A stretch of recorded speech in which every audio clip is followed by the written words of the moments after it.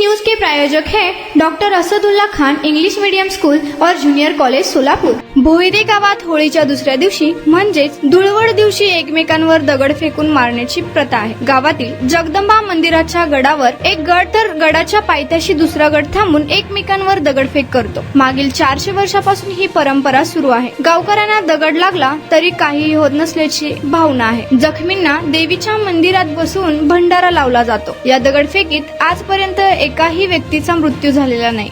Unique education society doctor Asadullah Khan English medium school और junior college के 10वें वर्धापन के अवसर पर नर्सरी LKG UKG एडमिशन पर अब 3000 रुपए का डिस्काउंट। इतना ही नहीं बल्कि ग्रेड 1 और ग्रेड 2 के एडमिशन पर 5000 रुपए की छूट। धुळवडी दिवशी दिवसभर गावातील तरुण दगड गोटे जमा करतात आणि संध्याकाळी त्याच दगडांनी एकमेकांवर हल्लाबोल करून धुळवड साजरी करतात। जगदंबा देवीच्या पायऱ्यावर जेवढे जास्त रक्त सांडते त्या वर्षी तेवढा जास्त पाऊस पडतो अशी गावकऱ्यांची धारणा आहे। त्यामुळे गावातील बहुसंख्य लोक जखमी होईपर्यंत ही धुळवड खेळतात।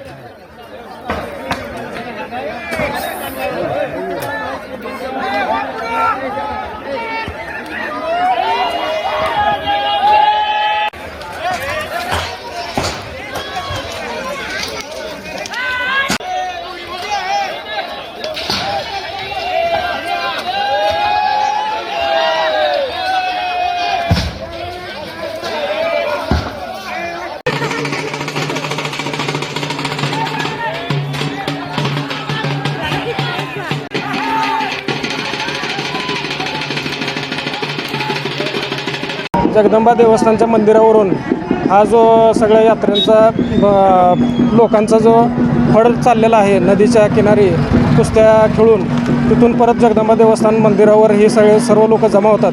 तरुण मंडळी व वडीलधारी मंडळी सर्व या ठिकाणी उपस्थित आहेत आणि मंदिरावर गेल्यानंतर तिथं 2 भाग पडून एक भाग खाली युवकांचा थांबतो आणि एक मंदिरावर थांबतो आणि मग तिथं दगडफेक चालू होते। अशा पद्धतीनं हा कार्यक्रमाची रूपरेषा आहे। आता हा नदीकडे चाललेला सर्व मंच आहे।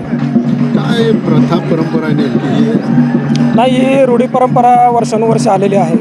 आमच्या पिढ्यानपिढ्या ही लोक आम्हाला जोपर्यंत आता आमच्या आजोबांना आम्ही विचारलं तर ते सांगत असतात की अशा पद्धतीनं हे चालू आहे। आणि मंदिरावर हा खेळ खेळत असताना एकमेकाला दगड जर लागला तर अशी प्रथा आहे की ज्या दिवशी दगड जास्त लागतील त्या वर्षी आमच्या भागामध्ये पाऊस काळ आणि पीक धनधान्य चांगल्या पद्धतीनं होईल अशी एक लोकांच्या मनामध्ये धारणा झालेली आहे।